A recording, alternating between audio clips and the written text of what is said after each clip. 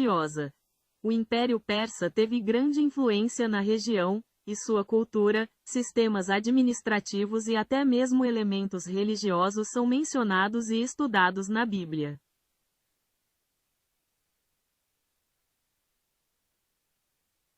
A terra de Uz, mencionada na Bíblia, especialmente no livro de Jó, localizava-se em uma região próxima ao deserto da Arábia, a sudeste do Rio Jordão.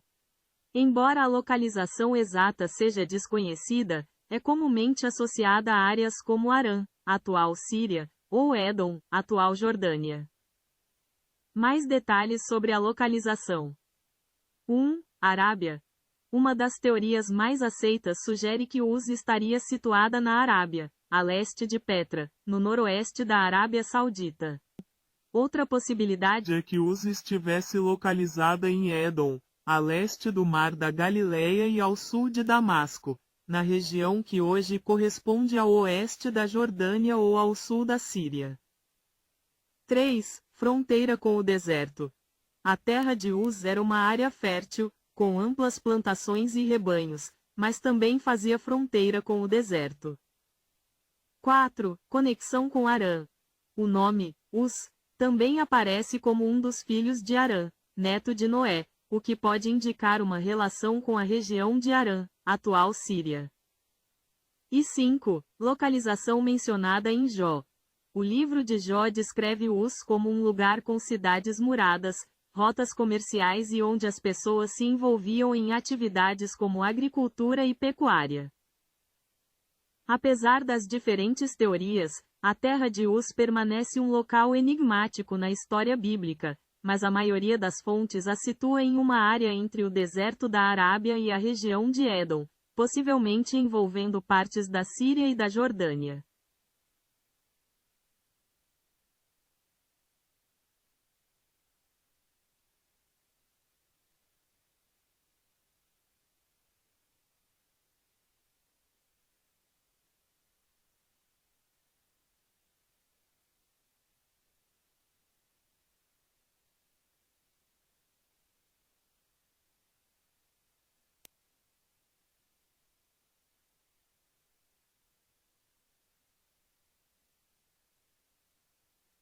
O orgasmo masculino é o ponto culminante de um processo fisiológico complexo, marcado por sensações intensas de prazer e culminando na ejaculação.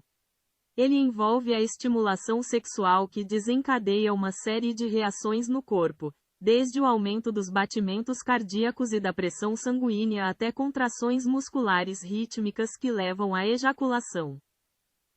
Etapas do orgasmo masculino. 1. Fase de excitação. A estimulação sexual leva a um aumento gradual da excitação, com aumento da frequência cardíaca e respiratória, além de ereção do pênis. 2. Fase de platô. Nesta fase, a excitação se intensifica, com o aumento da tensão muscular e a manutenção da ereção. 3. Fase de orgasmo. A estimulação atinge o ápice, com contrações musculares involuntárias no pênis, próstata, vesículas seminais e assoalho pélvico, resultando na ejaculação. E 4. Fase de resolução. Após o orgasmo, a tensão sexual diminui, a frequência cardíaca e respiratória retornam ao normal, e o corpo relaxa. O que acontece no corpo durante o orgasmo? 1. Estimulação nervosa. A estimulação sexual envia sinais ao cérebro e à medula espinhal, ativando o sistema nervoso simpático e parasimpático. 2. Liberação de hormônios. Hormônios como a ocitocina e a prolactina são liberados, contribuindo para a sensação de prazer e relaxamento. 3. Contração muscular. Músculos do assoalho pélvico, como o bulbo esponjoso e o esfíncter uretral, se contraem ritmicamente, impulsionando o sêmen para fora do corpo. E 4. Liberação de endorfinas. A liberação de endorfinas causa uma sensação de bem-estar e relaxamento após o orgasmo. Diferença entre ejaculação e orgasmo. É importante notar que a ejaculação é a expulsão do sêmen, enquanto o orgasmo é a experiência subjetiva de prazer e satisfação associada a esse processo. Em algumas situações, a ejaculação pode ocorrer sem a sensação de orgasmo, e vice-versa, embora geralmente estejam intimamente ligados.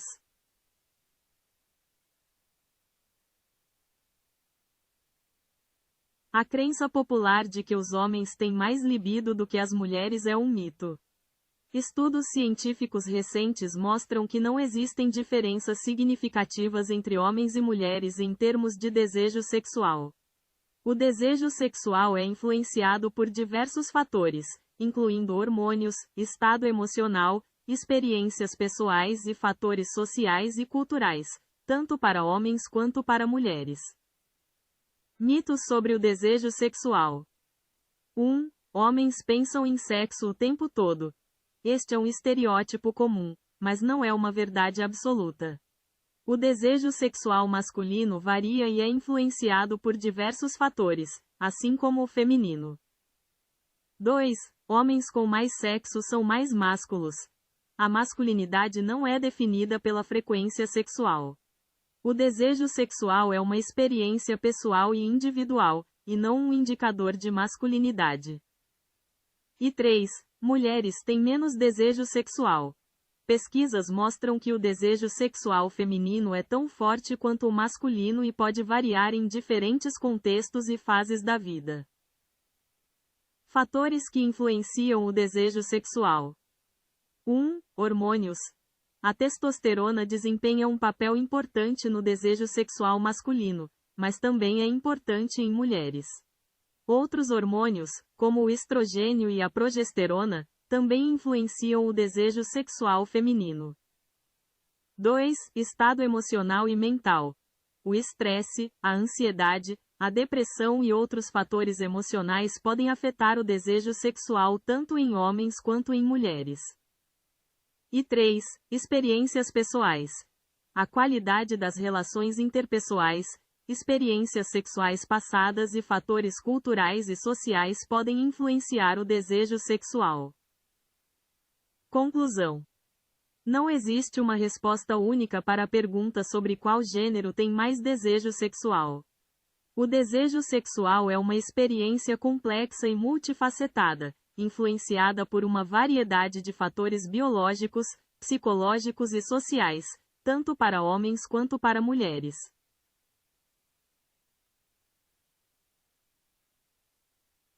O principal hormônio masculino é a testosterona. Ele é responsável pelo desenvolvimento das características sexuais masculinas, como o crescimento de pelos faciais e corporais, a mudança na voz na puberdade, e também desempenha um papel importante no desejo sexual, na massa muscular e na saúde óssea.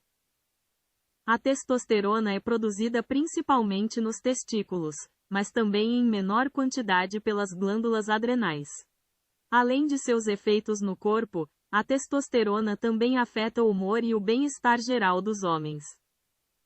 Existem outros hormônios que também desempenham um papel na saúde masculina, como o hormônio luteinizante, LH, e o hormônio folículo estimulante, FSH, produzidos pela hipófise, que estimulam a produção de testosterona nos testículos. A diminuição dos níveis de testosterona, conhecida como hipogonadismo masculino, pode levar a diversos problemas, como perda de massa muscular, fadiga, perda de libido e dificuldades de ereção. É importante procurar orientação médica se houver suspeita de deficiência de testosterona, para avaliação e tratamento adequado. Em homens, a testosterona é produzida principalmente nos testículos, enquanto nas mulheres, a produção ocorre principalmente nos ovários, com menor quantidade vindo das glândulas adrenais. A concentração de testosterona em homens adultos é cerca de 7 a 8 vezes maior do que em mulheres adultas segundo o laboratório exame.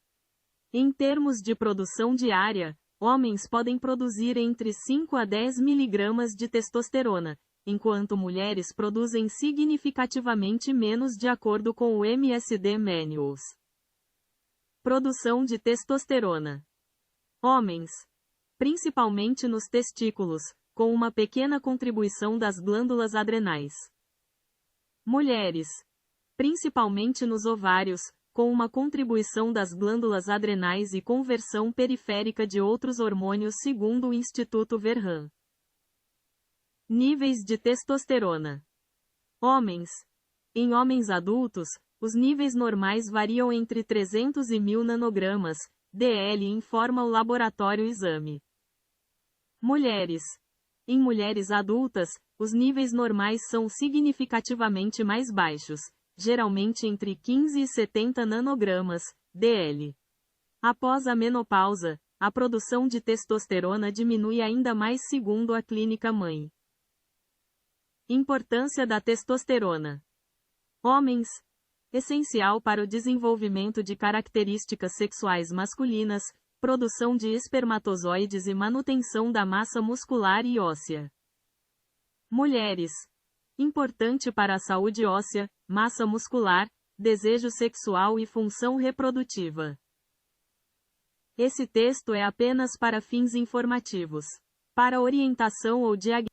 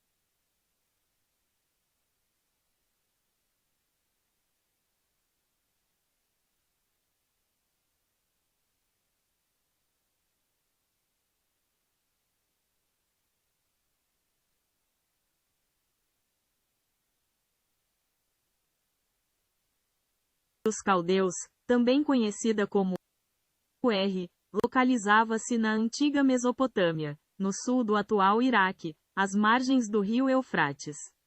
Especificamente, a cidade ficava próxima ao local onde hoje está a cidade de Tel el-Muqayr, a cerca de 16 quilômetros a sudoeste de Nassíria, no sul do Iraque. A cidade de Ur foi um importante centro da antiga civilização suméria e, posteriormente, também foi habitada pelos caldeus. Ela é famosa por ter sido o local de nascimento de Abraão, figura central nas tradições judaica, cristã e islâmica. Em termos de localização geográfica. 1. Sul da Mesopotâmia. Ur estava localizada na região sul da Mesopotâmia, também conhecida como Caldeia, que atualmente corresponde ao território do Iraque, Síria e Turquia. 2. Rio Eufrates. A cidade situava-se às margens do rio Eufrates, um dos dois rios principais da Mesopotâmia. 3. Golfo Pérsico. A cidade ficava próxima ao Golfo Pérsico, o que a tornava um importante centro de comércio e navegação. E 4. Tel el-Muqayr. As ruínas da antiga Ur estão localizadas no local onde hoje está Tel el-Muqayr, um sítio arqueológico que preserva vestígios da cidade antiga.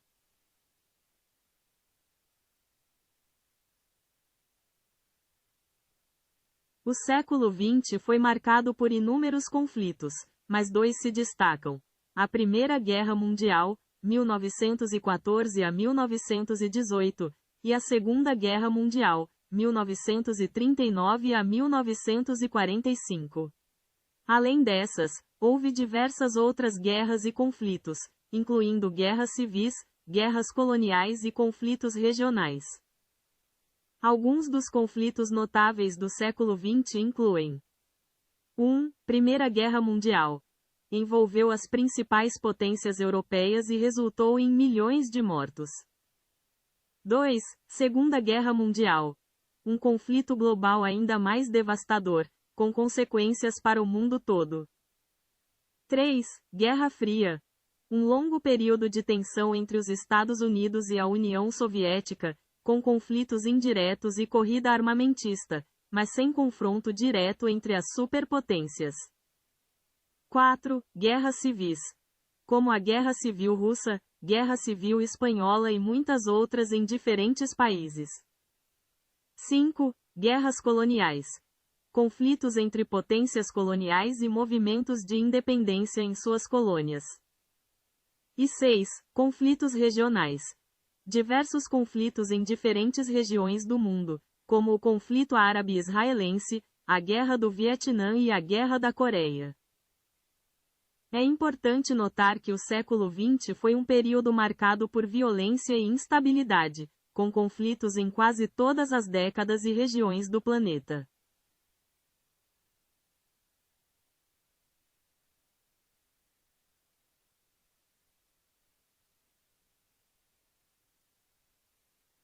Uma velocidade média de 1.670 km por hora no Equador de acordo com a exame.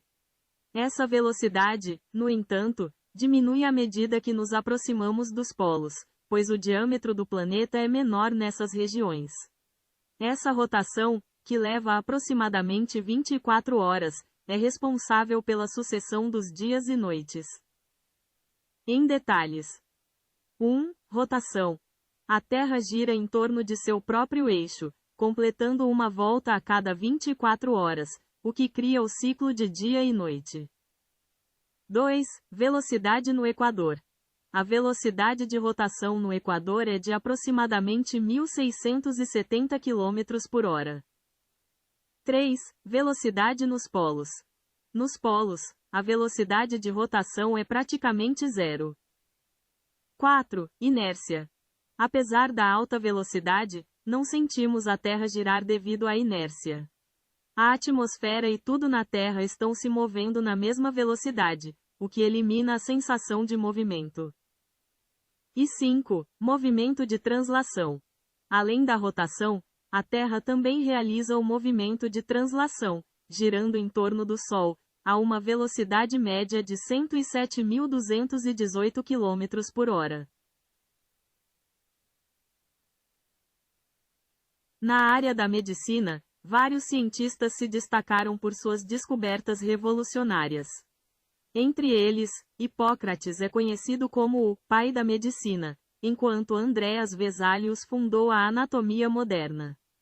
Edward Jenner desenvolveu a primeira vacina contra a varíola, e Alexander Fleming descobriu a penicilina, um marco na luta contra infecções bacterianas. No Brasil, Carlos Chagas descobriu a doença que leva seu nome, e Vital Brasil desenvolveu soros antiofídicos. Além disso, Louis Pasteur foi um pioneiro na microbiologia e na pasteurização. Grandes cientistas e suas descobertas. 1. Hipócrates, c. 460 c. 370 a.C., médico grego considerado o pai da medicina ocidental. Ele estabeleceu a ética médica e desenvolveu métodos de diagnóstico e tratamento baseados na observação e na experiência clínica. 2. Andreas Vesalius, 1514 a 1564, médico e anatomista belga, considerado o fundador da anatomia moderna. Publicou De Humani Corporis Fabrica, uma obra seminal que revolucionou a compreensão do corpo humano. 3. Edward Jenner, 1749 a 1823. Médico britânico que desenvolveu a primeira vacina contra a varíola. Sua descoberta marcou o início da imunização em massa e da prevenção de doenças infecciosas. 4. Louis Pasteur, 1822 a 1895, químico e bacteriologista francês, pioneira na microbiologia. Pasteur desenvolveu a pasteurização, um processo de aquecimento para eliminar micro-organismos causadores de doenças em alimentos e bebidas. 5. Anthony van Leeuwenhoek, 1632 a 1723. Naturalista holandês, considerado o pai da microbiologia. Ele aprimorou o microscópio e foi o primeiro a observar e descrever micro-organismos, como bactérias e protozoários. 6. William Harvey, 1578 a 1657. Médico inglês, famoso por suas descobertas sobre a circulação sanguínea. Ele demonstrou que o sangue circula pelo corpo impulsionado pelo coração, contrariando a teoria vigente na época. 7. Alexander Fleming, 1881 a 1955. Farmacologista e bacteriologista escocês, descobridor da penicilina. Sua descoberta acidental revolucionou o tratamento de infecções bacterianas e salvou milhões de vidas. James Watson, nascido em 1928, e Francis Crick, 1916 a 2004, biólogos americanos e britânico, respectivamente, que, juntamente com Mauricio Wilkins, 1916 a 2004, desvendaram a estrutura em dupla hélice do DNA, a molécula da vida. Carlos Chagas, 1879 a 1934, médico e cientista brasileiro, descobridor da doença de Chagas, causada pelo protozoário Trypanosoma cruzi. Vital Brasil, 1865 a 1950.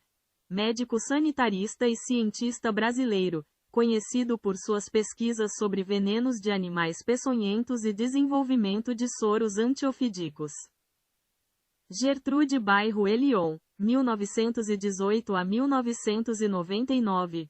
Bioquímica e farmacologista americana, ganhadora do Prêmio Nobel de Fisiologia ou Medicina por suas descobertas de novos medicamentos para tratar doenças como a leucemia e a herpes. Françoise Barré-Sinoussi, nascida em 1947. Virologista francesa, co-descobridora do vírus HIV, causador da AIDS. E Jaqueline Gous de Jesus, nascida em 1990, biomédica brasileira, coordenadora da equipe que sequenciou o genoma do coronavírus SARS-CoV-2 no Brasil.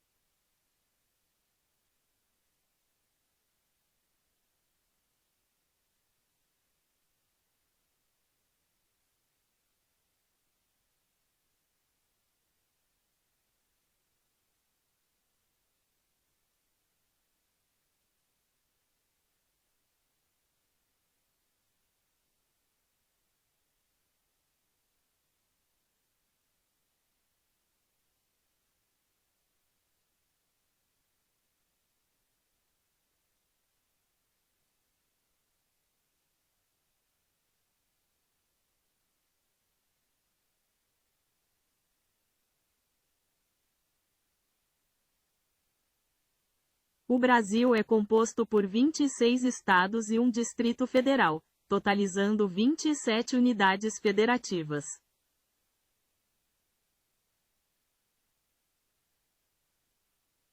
Em 2022, havia 47,4 milhões de evangélicos no Brasil, representando 26,9% da população. Este número representa um aumento significativo em relação a 2010, quando 21,6% da população se declarava evangélica. O censo demográfico de 2022 revelou que o número de católicos no Brasil diminuiu, enquanto o número de evangélicos e pessoas sem religião aumentou. Os evangélicos são agora o grupo religioso que mais cresceu entre 2010 e 2022. O crescimento do número de evangélicos no Brasil tem sido impulsionado, em parte, pelo aumento do número de jovens e mulheres que se declaram evangélicos. Em termos de distribuição geográfica, o censo de 2022 mostrou que o norte do Brasil é a região com maior proporção de evangélicos, enquanto o Piauí tem a menor proporção.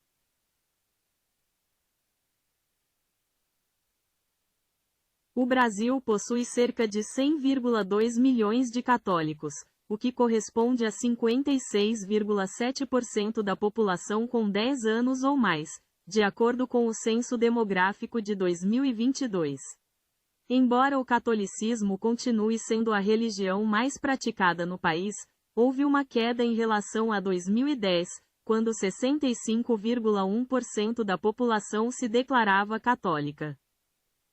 Em números absolutos, a população católica brasileira passou de 105,4 milhões em 2010 para 100,2 milhões em 2022.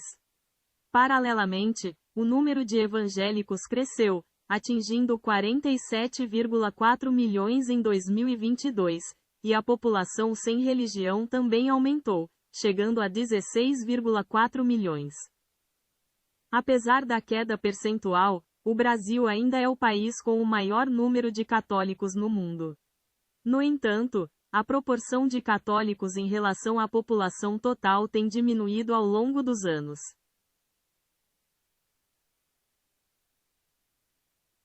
Em Brasília, a Câmara dos Deputados tem 513 deputados, enquanto o Senado Federal é composto por 81 senadores.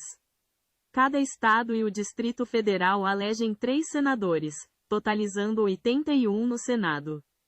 A quantidade de deputados federais por estado varia de acordo com a população, com o mínimo de 8 e o máximo de 70 representantes.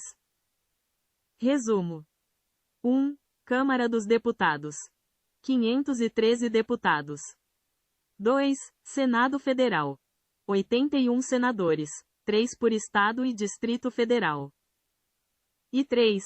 A quantidade de deputados federais por Estado é proporcional à população, com um mínimo de 8 e um máximo de 70.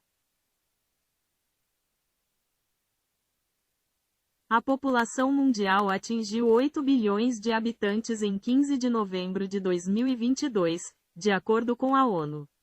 Estima-se que a população global continuará crescendo, podendo chegar a 9,7 bilhões em 2050 e 10,4 bilhões no final do século, segundo as projeções das Nações Unidas. No entanto, o crescimento populacional está desacelerando em comparação com o passado. A população mundial tem crescido de forma constante, mas a taxa de crescimento tem diminuído. A ONU prevê que a população mundial continuará a crescer nas próximas décadas, mas o ritmo de crescimento será mais lento do que o observado nas décadas anteriores. Alguns dos principais fatores que influenciam o crescimento populacional incluem: 1. Fertilidade. A taxa de fertilidade, ou seja, o número médio de filhos por mulher, é um fator importante no crescimento populacional. Países com altas taxas de fertilidade tendem a ter um crescimento populacional mais rápido. 2. Mortalidade. A taxa de mortalidade, ou seja, o número de óbitos por 1.000 habitantes, também influencia o crescimento populacional.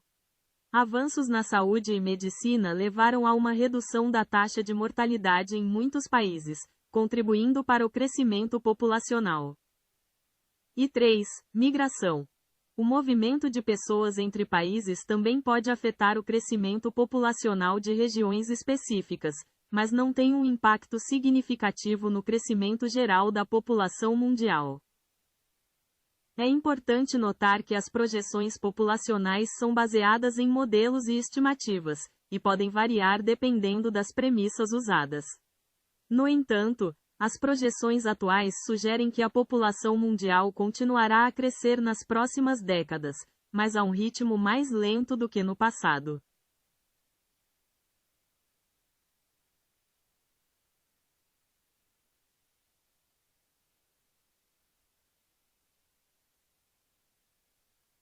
A população cristã mundial é de aproximadamente 2,4 bilhões de pessoas, o que representa cerca de 1/3 da população global. O cristianismo continua sendo a maior religião do mundo.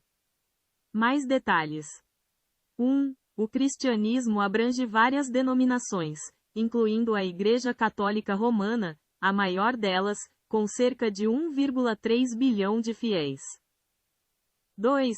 Outras denominações importantes incluem as igrejas ortodoxas, protestantes, incluindo evangélicos e pentecostais, e anglicanos. 3. Embora o cristianismo seja a religião predominante em muitos países ocidentais, ele também está crescendo em outras regiões do mundo, como na África e na Ásia. 4. Apesar do crescimento da população cristã, sua participação na população mundial diminuiu ligeiramente devido ao crescimento mais rápido de outras religiões e de pessoas sem religião. E 5. Em termos de distribuição geográfica, o cristianismo está presente em todo o mundo, com concentrações significativas na Europa, América Latina, África subsaariana e América do Norte.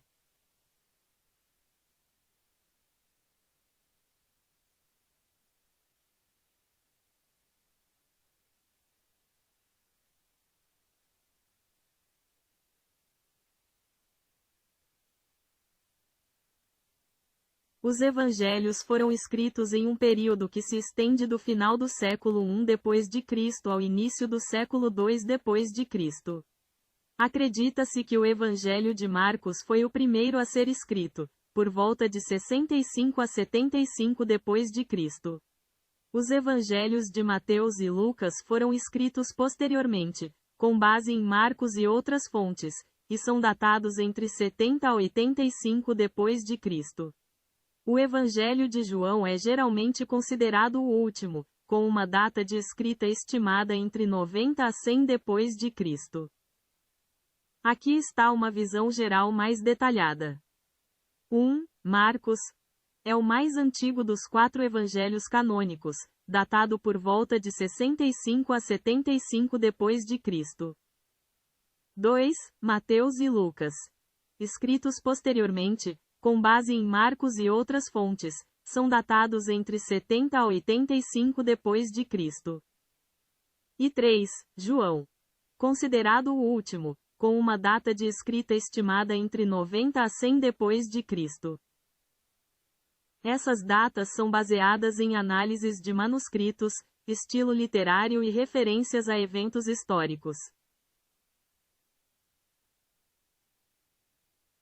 As cartas de Paulo foram escritas entre os anos 48 e 67 d.C., aproximadamente. As primeiras cartas, como as de Tessalonicenses, foram escritas por volta de 50 a 52 d.C., enquanto as cartas posteriores, como as pastorais, foram redigidas mais perto do fim da vida de Paulo, entre 63 e 67 d.C. Cronologia aproximada das cartas de Paulo. 1 e 2 Tessalonicenses. Escritas em Corinto entre 50 a 52 d.C. 2 Gálatas. Escrita entre 53 a 55 d.C., possivelmente de Éfeso ou Antioquia. 3, 1 e 2 Coríntios. escritas entre 53 a 56 d.C., a primeira de Éfeso e a segunda da Macedônia. 4. Romanos, escrita em Corinto em 57 d.C. 5. Filipenses, Colossenses e Filemon, escritas durante a prisão de Paulo em Roma, por volta de 61-62 d.C. 6. Efésios, escrita durante a prisão em Roma, entre 61 e 62 d.C. 7. Timóteo e Tito, escritas entre 63 a 65 d.C., possivelmente da Macedônia. E 8. 2 Timóteo, escrita de Roma, durante a última prisão de Paulo, pouco antes de sua morte, por volta de 66-67 d.C. É importante notar que a ordem exata de algumas cartas pode ser debatida entre os estudiosos, mas a cronologia geral apresentada aqui é amplamente aceita.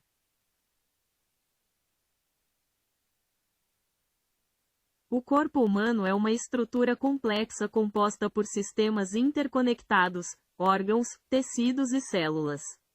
Esses sistemas trabalham em conjunto para realizar as funções vitais do organismo. O corpo pode ser dividido em 3 partes principais: cabeça, tronco e membros. Níveis de organização. 1. Células. Unidades básicas da vida, com funções específicas. 2. Tecidos. Grupos de células semelhantes que trabalham juntas para realizar uma função específica. 3. Órgãos. Estruturas formadas por diferentes tipos de tecidos que trabalham em conjunto para desempenhar uma função particular. 4. Sistemas. Conjuntos de órgãos que trabalham juntos para realizar funções corporais complexas. E 5. Organismo.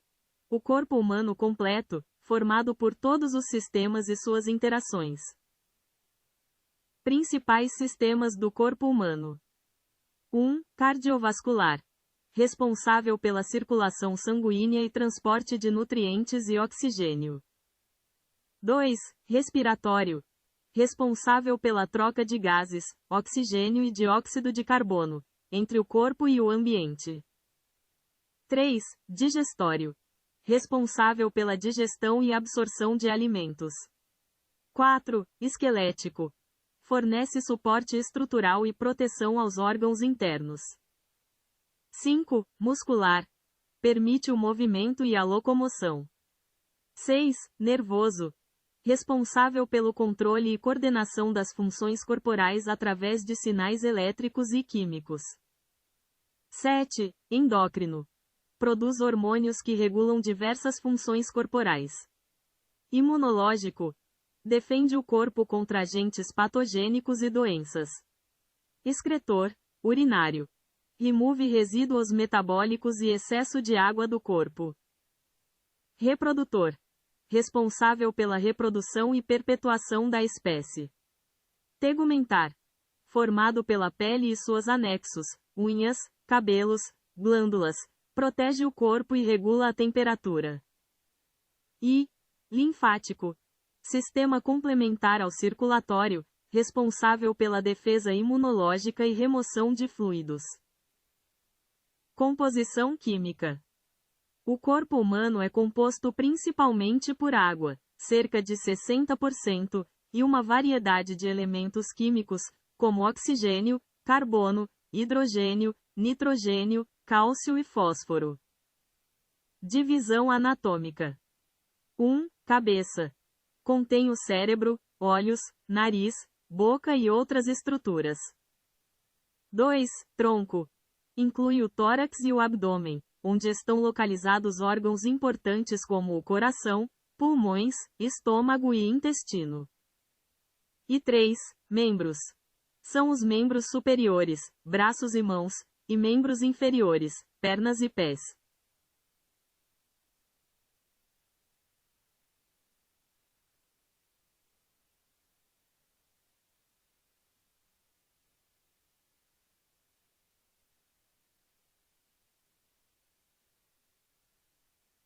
O envelhecimento do corpo humano é um processo complexo e multifacetado, resultante da interação de fatores biológicos, moleculares, celulares, comportamentais e ambientais ao longo do tempo.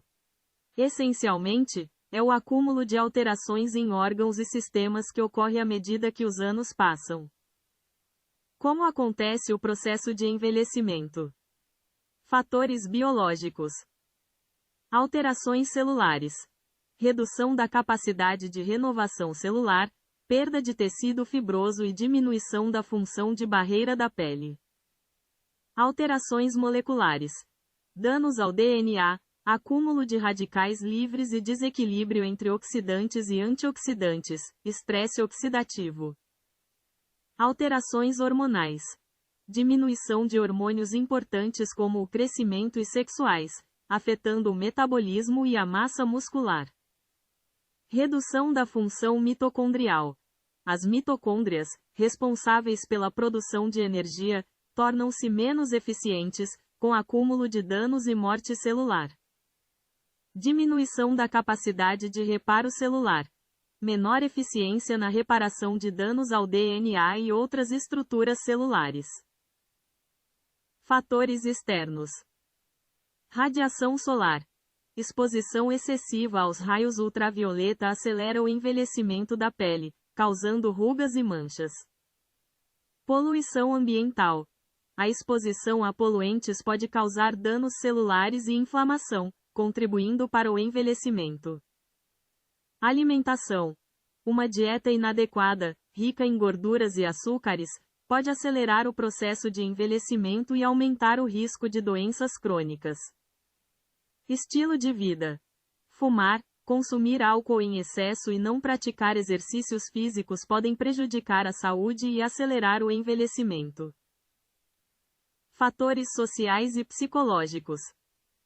Isolamento social. A falta de contato social e apoio emocional pode afetar negativamente a saúde física e mental. Estresse. O estresse crônico pode desencadear processos inflamatórios e contribuir para o envelhecimento precoce. Atividades cognitivas. A falta de estímulo mental pode levar à perda de funções cognitivas e aumentar o risco de demência. Sinais visíveis do envelhecimento. 1. Pele.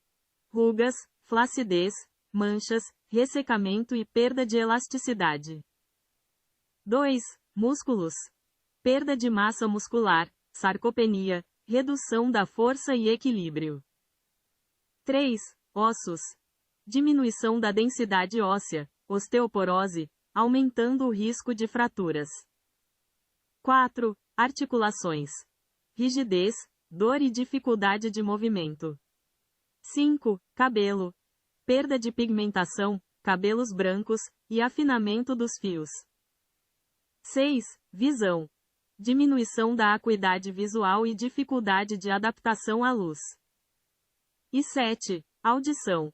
Perda de audição, presbiacusia, especialmente em altas frequências. Importante: o envelhecimento é um processo natural e inevitável, mas pode ser modulado por fatores como estilo de vida, alimentação e atividades físicas. Um envelhecimento saudável e ativo pode ser alcançado com hábitos saudáveis e cuidados com a saúde ao longo da vida.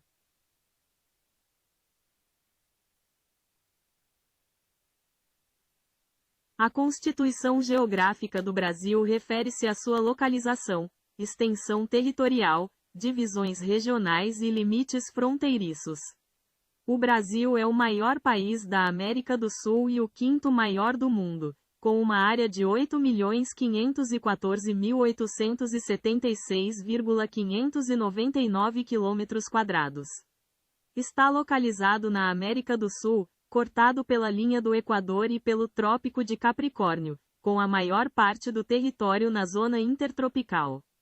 O Brasil faz fronteira com quase todos os países da América do Sul, exceto Equador e Chile. Localização e extensão.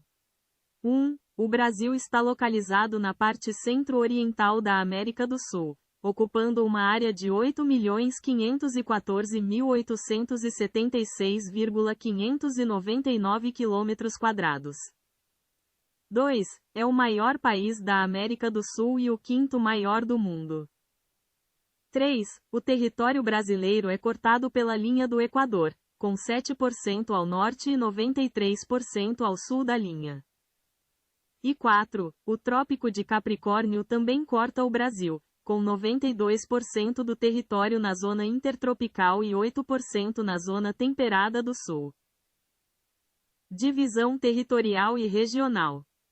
1. O Brasil é uma república federativa, composta por 26 estados e o Distrito Federal, com 5.570 municípios. 2. O país é dividido em 5 grandes regiões geográficas: Norte, Nordeste, Centro-Oeste, Sudeste e Sul.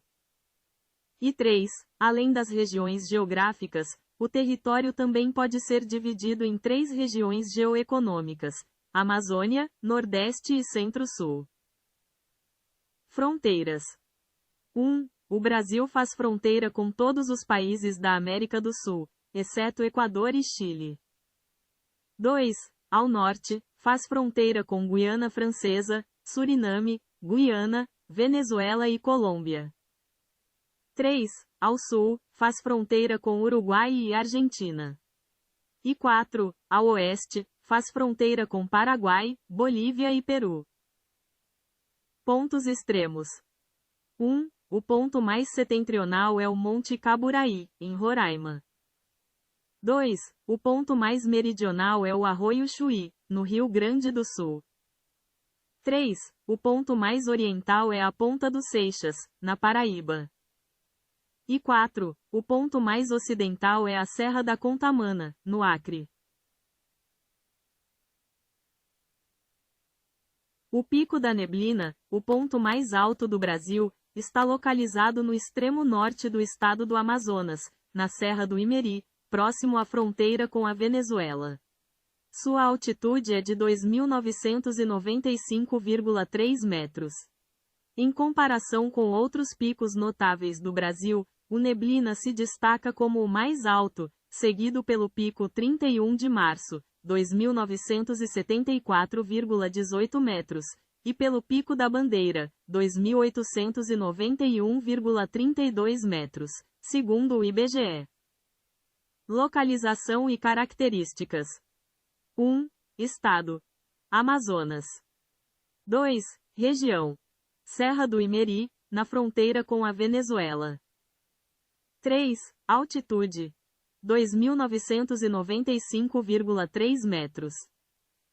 E 4. Importância: ponto mais alto do Brasil e parte de uma área de grande biodiversidade e beleza cênica, o Parque Nacional do Pico da Neblina. Relação com outros picos. O Pico da Neblina é significativamente mais alto que outros picos brasileiros notáveis, como o Pico 31 de Março e o Pico da Bandeira.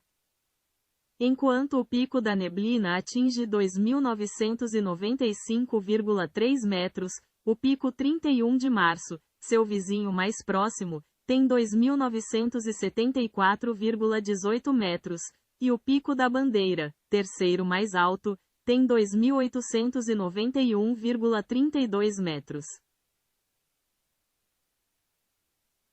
A faixa litorânea do Brasil, banhada pelo Oceano Atlântico, possui cerca de 7.367 quilômetros de extensão, que se estende do Amapá ao Rio Grande do Sul. Se considerarmos todas as reentrâncias e saliências, esse número aumenta para 9.200 quilômetros. O litoral brasileiro é caracterizado pela diversidade de paisagens, incluindo praias, falésias, dunas, manguezais, recifes e baías. Características da faixa litorânea do Brasil. 1. Extensão: 7.367 quilômetros, sem considerar reentrâncias e saliências, e 9.200 quilômetros, com reentrâncias e saliências. 2. Banhado pelo Oceano Atlântico. A costa brasileira está totalmente voltada para o Oceano Atlântico. 3. Divisão em zonas. O litoral brasileiro pode ser dividido em 4 zonas: litoral amazônico, litoral nordestino, litoral sudeste e litoral sul. 4. Diversidade de paisagens.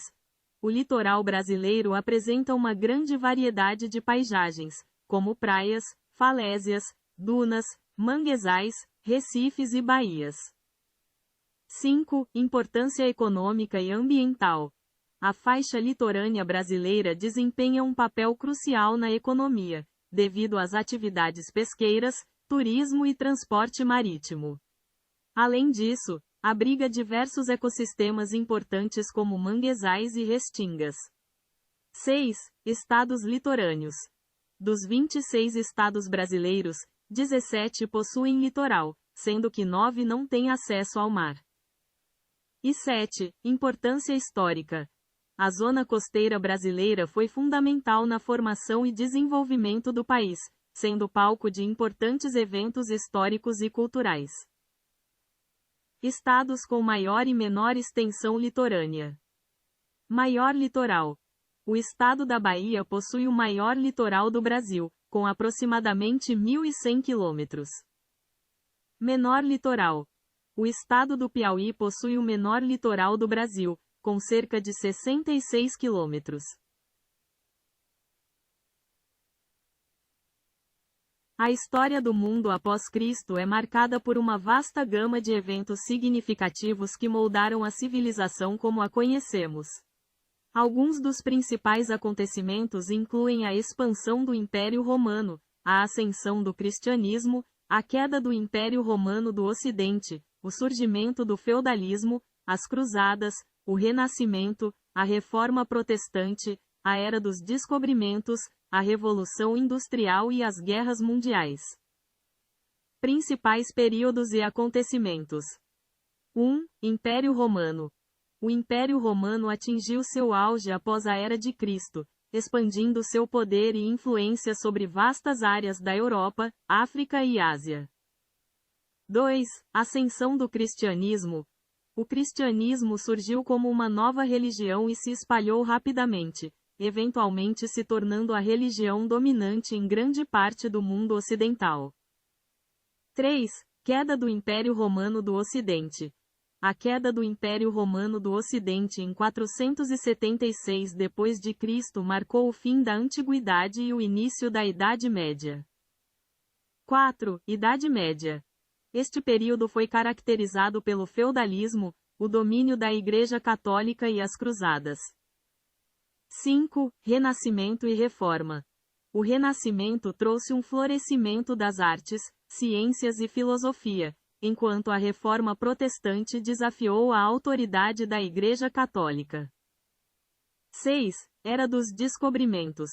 As grandes navegações levaram à descoberta de novas terras e rotas comerciais, expandindo o alcance global da Europa.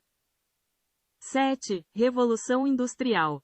A Revolução Industrial transformou a economia e a sociedade, com o desenvolvimento de novas tecnologias e a ascensão do capitalismo. E 8. Guerras Mundiais. O século XX foi marcado por 2 guerras mundiais devastadoras, que tiveram um impacto profundo na história global. Outros acontecimentos importantes. 1. A expansão do Islã e a criação de um Império Islâmico. 2. A ascensão e queda de vários impérios e civilizações. 3. O desenvolvimento da ciência, tecnologia e filosofia. 4. A luta por direitos civis e igualdade. E 5. A globalização e a crescente interconexão do mundo. Estes são apenas alguns dos muitos acontecimentos que moldaram a história do mundo após Cristo. Cada período e evento teve suas próprias complexidades e consequências, e continua a influenciar o mundo em que vivemos hoje. As maiores invenções e descobertas na história da humanidade incluem a roda, a escrita, a imprensa, a eletricidade, a internet, a penicilina, o motor a vapor, o avião, o automóvel e o telefone. Essas inovações transformaram a sociedade, a comunicação, a indústria e a medicina, moldando o mundo em que vivemos. Invenções e descobertas cruciais. 1. Roda. Considerada uma das primeiras e mais importantes invenções, a roda revolucionou o transporte, a construção e a produção de máquinas. 2. Escrita. A capacidade de registrar e transmitir informações por meio da escrita permitiu o desenvolvimento da cultura, da ciência e da organização social. 3. Imprensa. A invenção da imprensa por Gutenberg no século XV possibilitou a disseminação do conhecimento e da informação de forma mais rápida e acessível. 4. Eletricidade. A descoberta e o domínio da eletricidade revolucionaram a iluminação, o transporte, a comunicação e a indústria, abrindo caminho para inúmeras tecnologias modernas. 5. Internet. A internet conectou o mundo de maneira sem precedentes, transformando a comunicação, o acesso à informação e o comércio. 6. Penicilina. A descoberta da penicilina por Alexander Fleming no século XX marcou o início da era dos antibióticos, salvando milhões de vidas e revolucionando o tratamento de doenças infecciosas. 7. Motor a vapor. O motor a vapor, desenvolvido por Dennis Papin e Thomas Savery, e aperfeiçoado por Thomas Newcomen, impulsionou a revolução industrial e a mecanização de diversos processos. 8. Avião. A invenção do avião por Santos Dumont e os irmãos Wright no início do século XX abriu novas possibilidades de transporte e exploração. 9. Automóvel. A criação do automóvel por Carl Benz e outros pioneiros no final do século XIX transformou a mobilidade e a paisagem urbana. E 10. Telefone. O telefone, inventado por Alexander Graham Bell, revolucionou a comunicação a longa distância, permitindo a troca instantânea de informações entre indivíduos.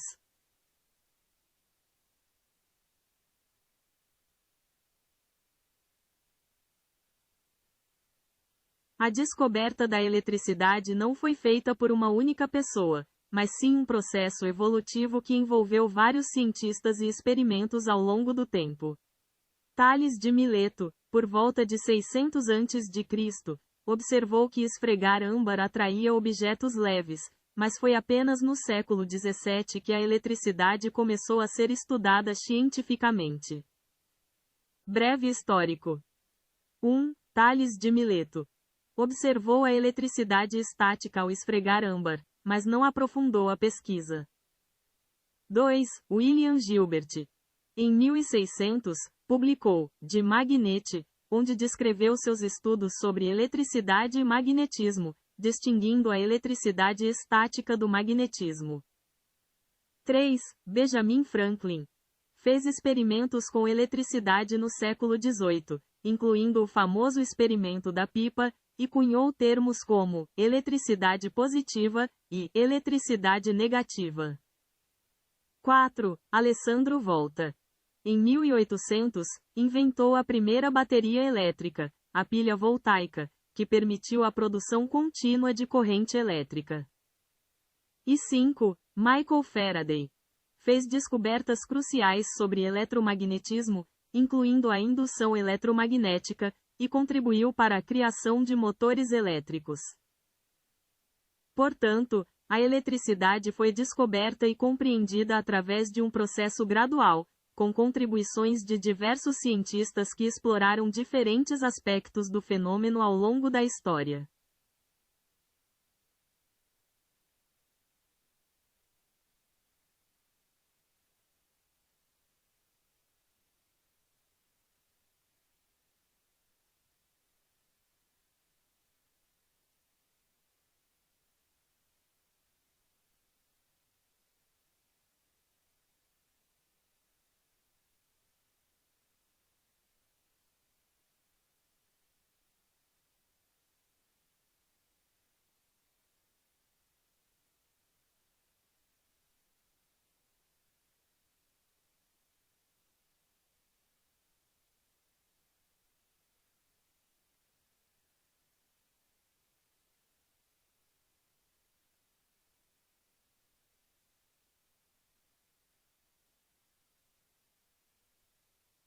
O mundo tem 195 países reconhecidos, incluindo 193 Estados-membros da ONU e 2 Estados observadores não-membros, a Santa Sé, Vaticano, e o Estado da Palestina.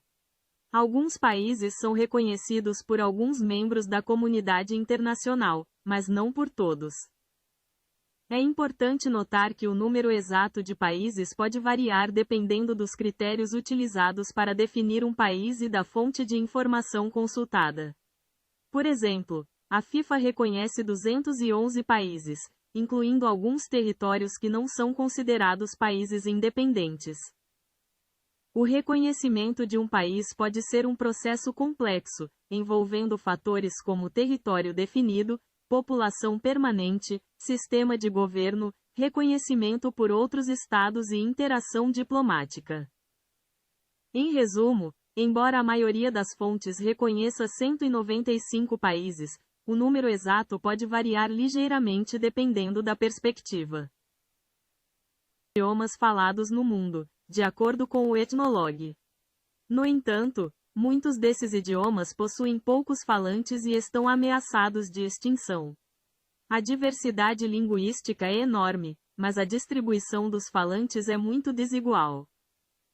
Apesar de mais de 7.000 idiomas serem falados no mundo, apenas alguns deles são falados por uma grande porcentagem da população mundial.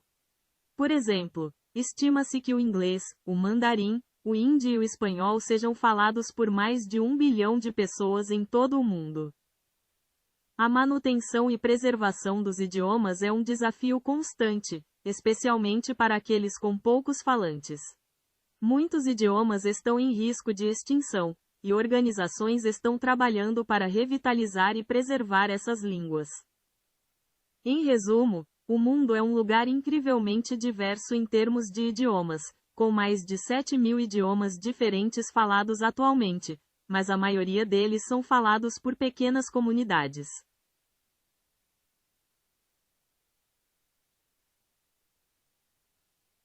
Pessoas com compulsão por sexo são frequentemente referidas como tendo hipersexualidade, comportamento sexual compulsivo ou, em alguns casos, vício em sexo. A Organização Mundial da Saúde usa o termo transtorno do comportamento sexual compulsivo, TCSC. Esses termos descrevem um padrão persistente de falha em controlar impulsos sexuais intensos, resultando em comportamento sexual repetitivo que causa sofrimento ou prejuízo significativo na vida do indivíduo. É importante notar que o termo vício em sexo pode ser considerado controverso, pois nem todos os profissionais de saúde concordam com sua aplicabilidade. Os termos mais comuns e aceitos para descrever a condição são: 1. Hipersexualidade. Refere-se ao desejo sexual excessivo e incontrolável. 2. Comportamento sexual compulsivo. Enfatiza a dificuldade em controlar os impulsos sexuais e a repetição de comportamentos sexuais, apesar das consequências negativas. E 3. Transtorno do comportamento sexual compulsivo, TCSC, é o termo usado pela OMS e descreve a condição como um padrão de comportamento sexual que causa sofrimento ou prejuízo significativo.